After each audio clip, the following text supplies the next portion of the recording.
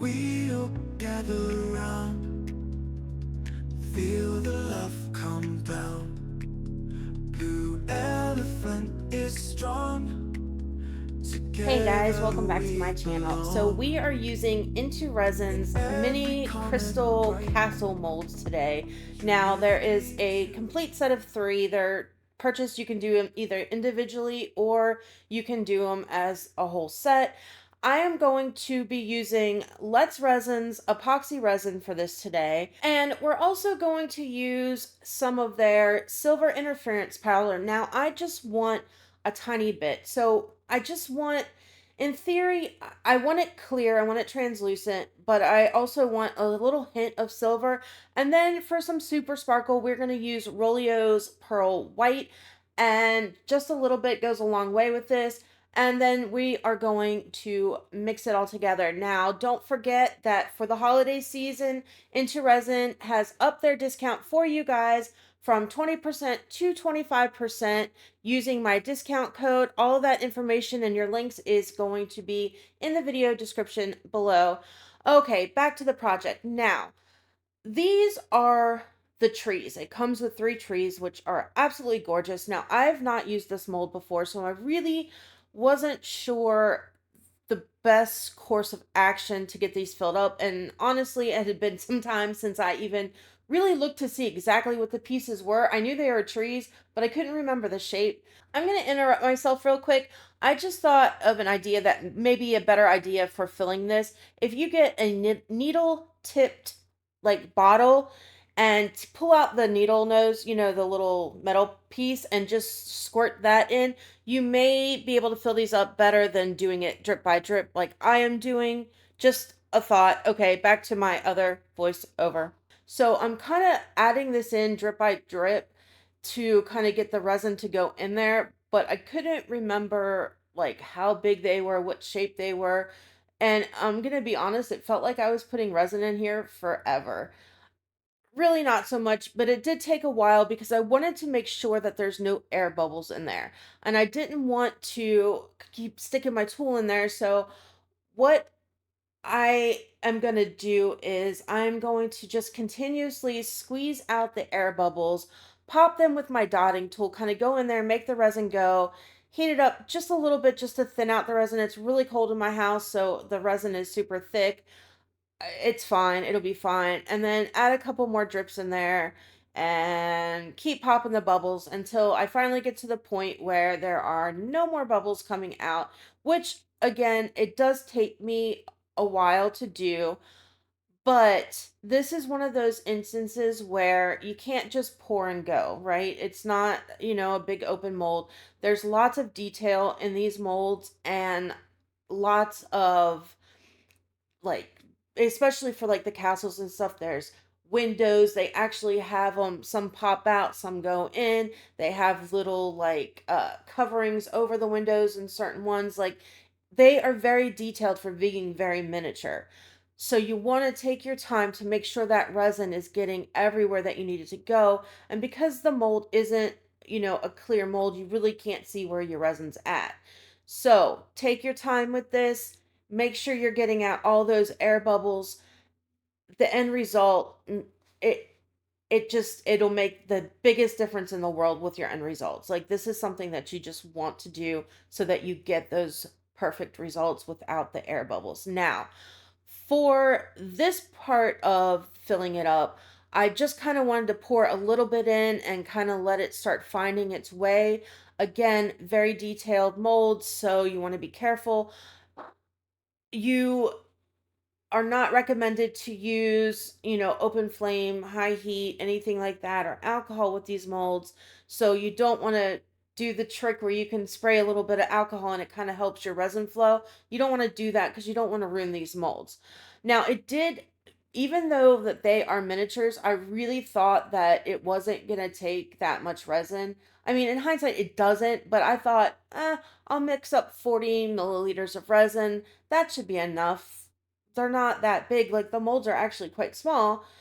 Granted, there are several pieces, but I didn't think it was going to take as much as it did. It took almost 120 milliliters. So I ended up having to make resin three different times. but it's fine. It's fine. It'll be fine. I just didn't want to make a whole lot because I'm not at the point yet with being unpacked and stuff that I'm like 100% prepared to, you know, do extras and all that stuff. Like I have a couple molds setting out, but yeah, I'm just not there yet. So I didn't want to mix up too much. Again, I am going back to those trees, filling them up, pushing the air bubbles, letting it set for a few minutes, checking it again to see if anything has risen as far as air bubbles, and popping them as I go. I did babysit this one for a while, which is completely unlike me because typically I don't do that. But I did with this one because I really, really wanted them to turn out just right. Now, hindsight being what it is, I wish I had done straight clear. Maybe clear with a little bit of that pearl white for that super sparkle, but I didn't necessarily get the results I was hoping for. I wanted the crystal look that they show that looks like it's like actual crystal, which I would have gotten if I just left it be straight clear. But I kind of thought that if I had the little bit of the interference powder in there, it would still be clear, but I'd have like swirls of silver. Didn't exactly turn out the way I wanted it to, but we live and we learn, and I would definitely be making these again because there is just so much that you can do with them. So many ideas I have with them. Show you what I did later on and give you a couple other ones that I've got in mind for future projects. And yeah, I am just continuing to fill these up. Again, I am still filling it up rather slowly just because I want to give the resin a chance to kind of find its own way down. I don't know specifically which pieces are what, and like I said, I honestly haven't looked at this mold and the pictures since the day that I selected it, which was well over probably close to 2 months ago at this point. So I don't necessarily remember what they all look like and how far down each one goes, what shape, because there are castle shapes, there are house shapes, there's all the different things. So, yeah. Okay, so we are just going to finish these last two, and then I'm going to double check every one of them again, pop any bubbles, top off anything that may need a little bit more since the air has come up and we've got some more room in there with the little bit of resin that I have left over. And then we are just going to let these cure and see what we get. And I'm really, really excited about these. I have lately been into kind of like the miniature type things I think are super cool. So we're going to keep our fingers crossed and hope that everything turns out right. All right, so 24 hours later, and here we are. Now it's time to start popping these out. Now, as per usual, when you have a new mold that you've not used before, it can prove sometimes to be a little bit like, what do I do first? Here we are. Now, this is the first little house. And do you see what I mean? Like, you can still see through them somewhat. It's just a cloudy look. I was hoping for something different. I like it, don't get me wrong, and I absolutely love the actual pieces themselves. I just wish I had just gone straight clear with this one.